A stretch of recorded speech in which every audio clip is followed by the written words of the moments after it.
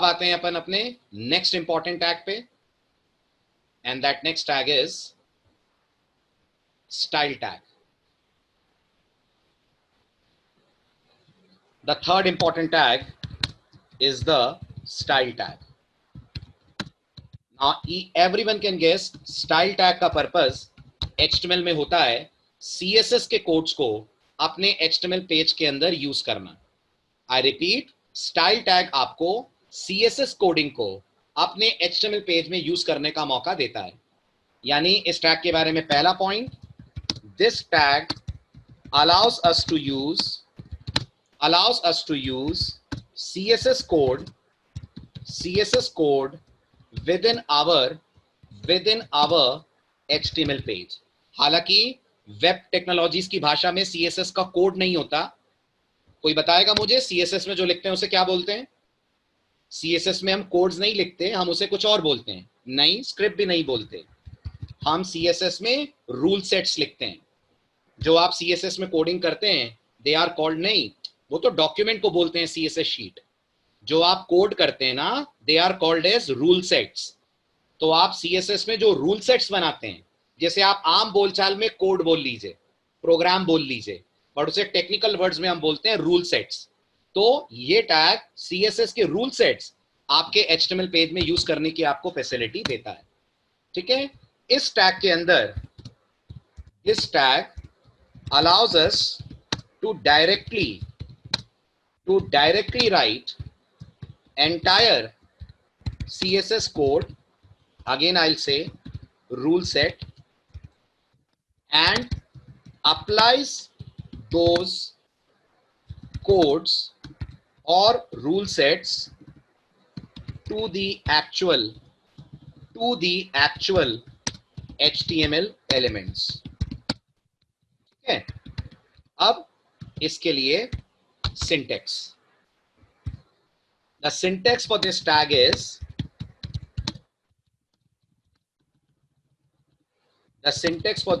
is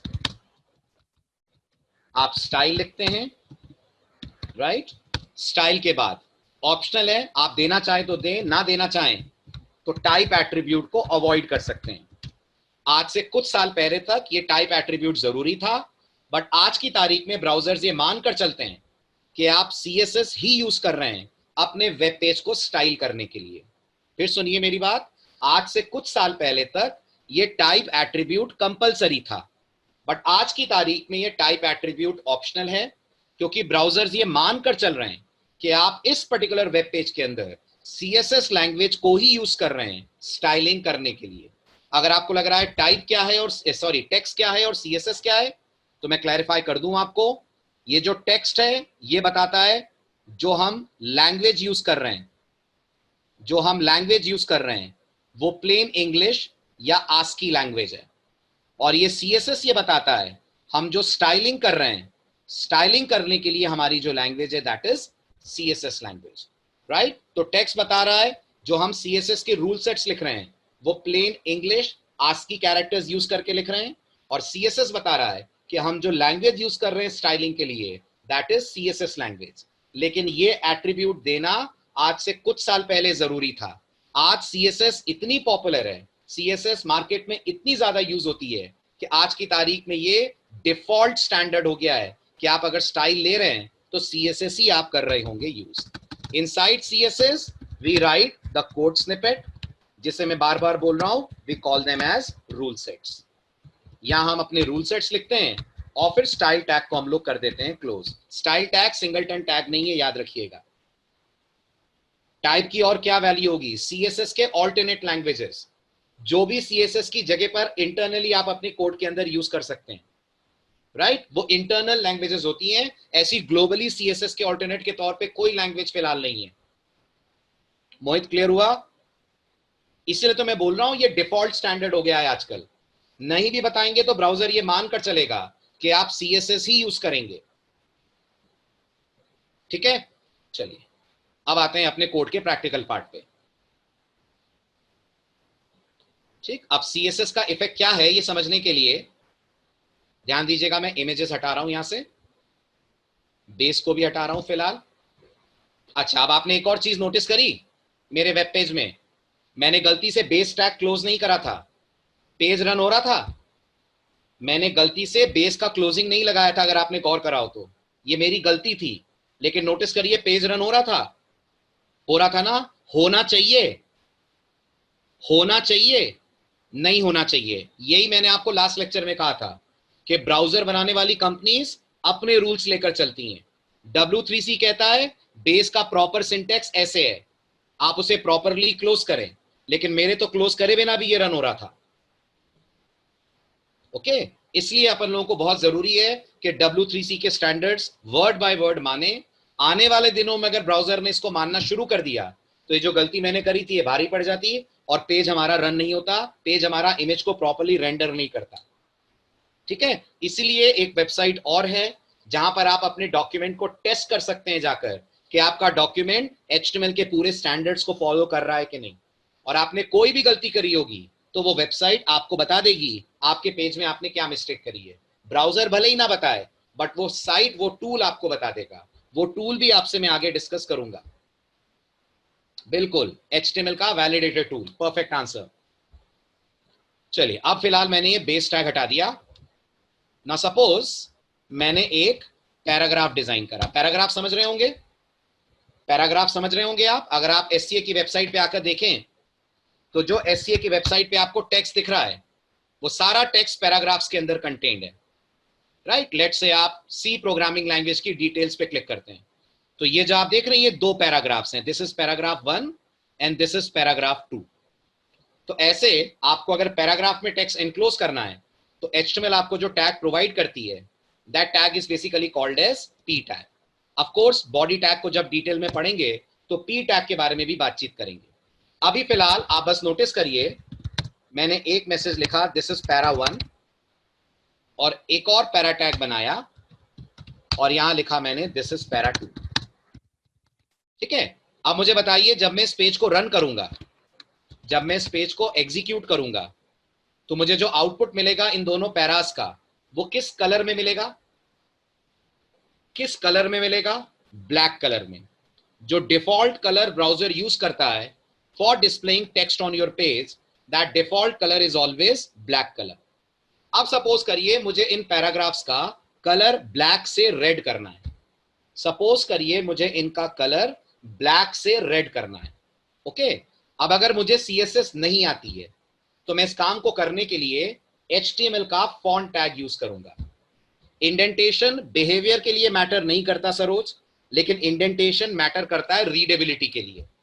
as a sensible programmer आपको indentation करना चाहिए। पाइथन में इंडेंटेशन मैटर करता है क्या? पाइथन में इंडेंटेशन मैटर करता है? और नहीं करते हैं तो एरर आती है, नहीं करते हैं तो एरर आती है, लेकिन आपके HTML पेज में नहीं आएगी। आप इसमें से पूरा इंडेंटेशन हटा भी देंगे ना, अगर इस कोड को ऐसे भी लिख देंगे ना, तो भी आपका ये पेज काम करेगा। बट इट्स ऑलवेज रिकमेंडेड कि आप अपने पेज में प्रॉपर इंडेंटेशन यूज करें, ताकि कोई भी आपके कोड को पढ़े तो उसे अच्छे से समझ में आए आपके पेज में कौन सा टैग कहां शुरू और कहां खत्म हो रहा है।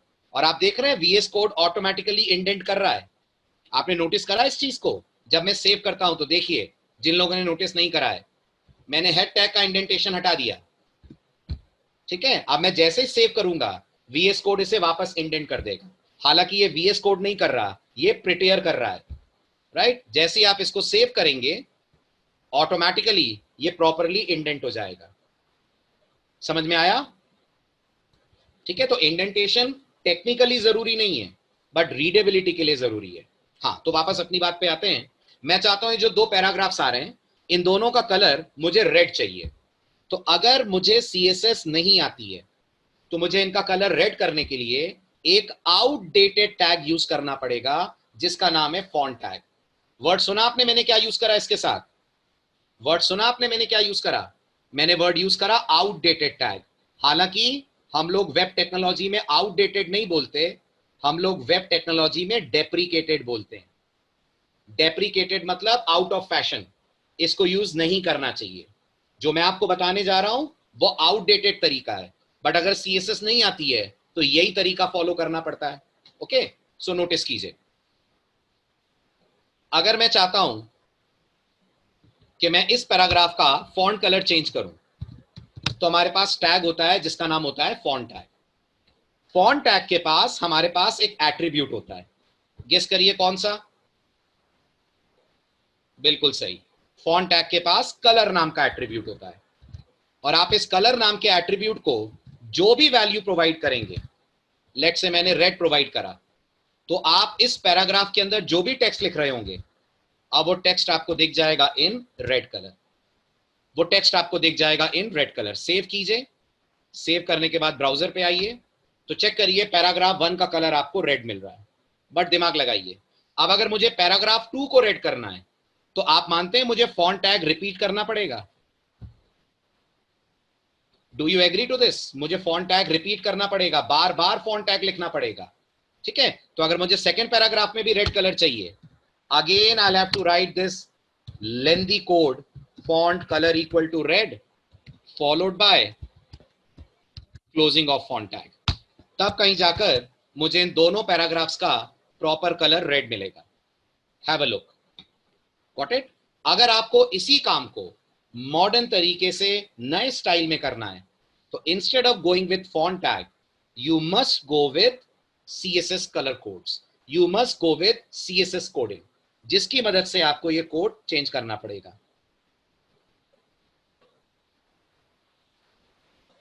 नीचे बंद कर सकते हैं वृष्टि में, समझा नहीं मतलब?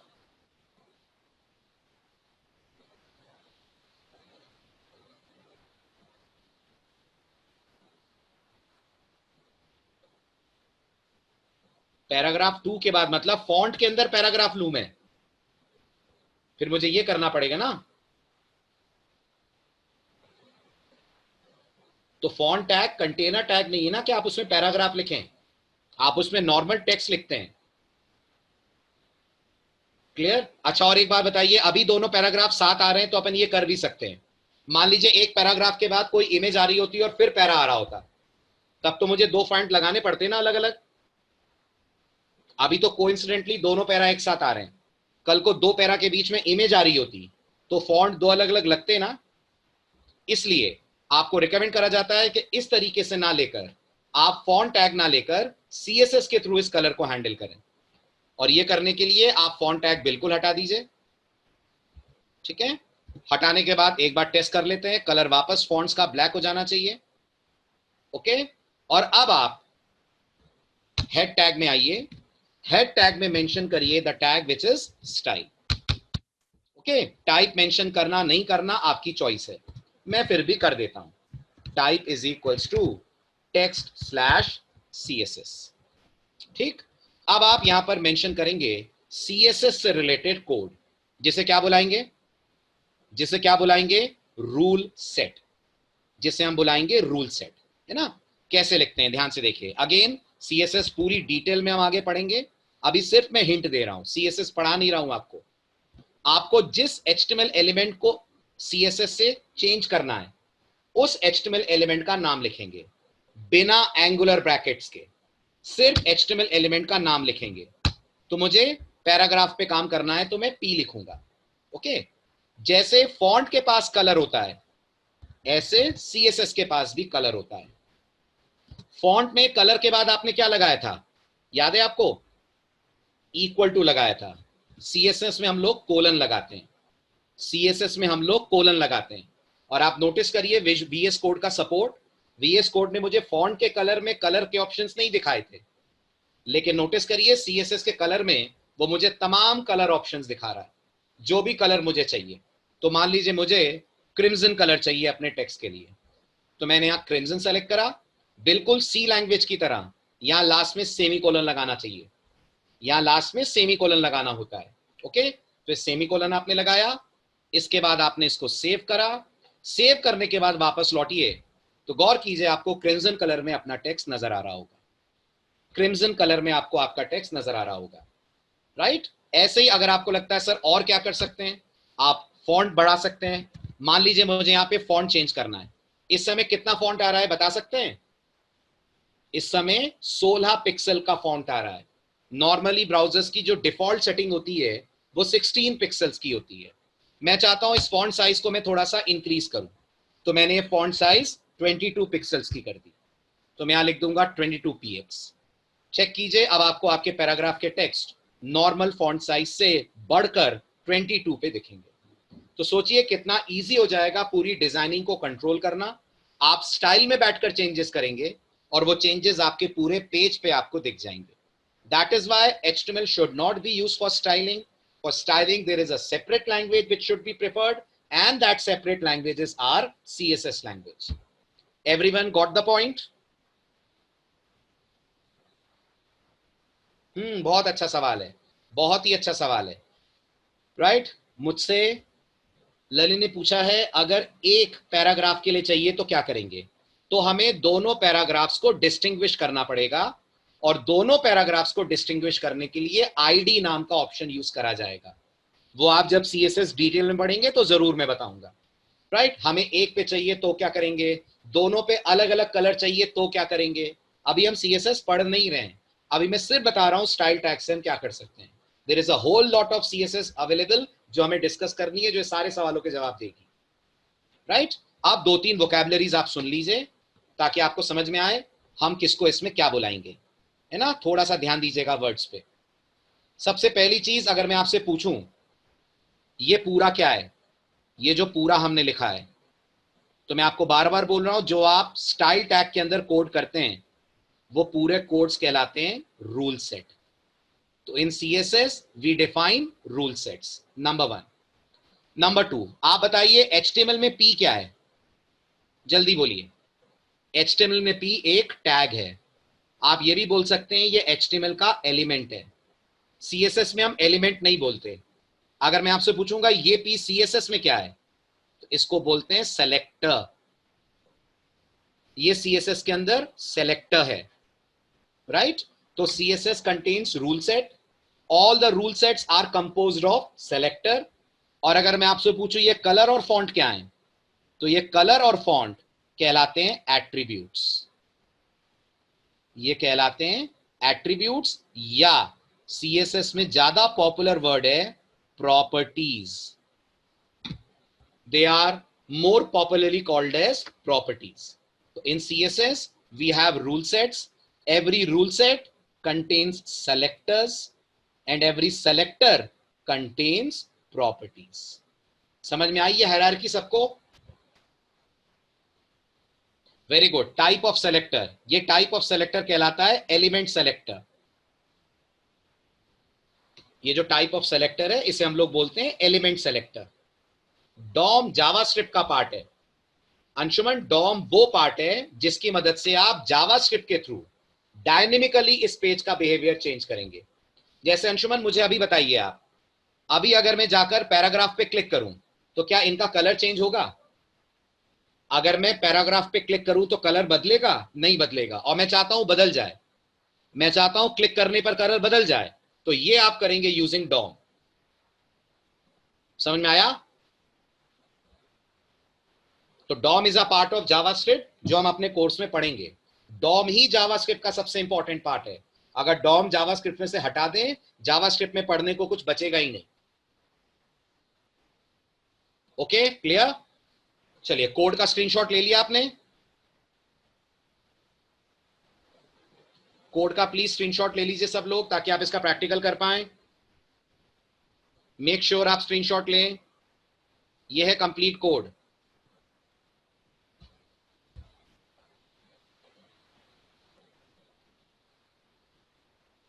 डन? चलिए, आइए अब आप सैटरडे सेम टाइम, सैटरडे लेते हैं इससे आगे।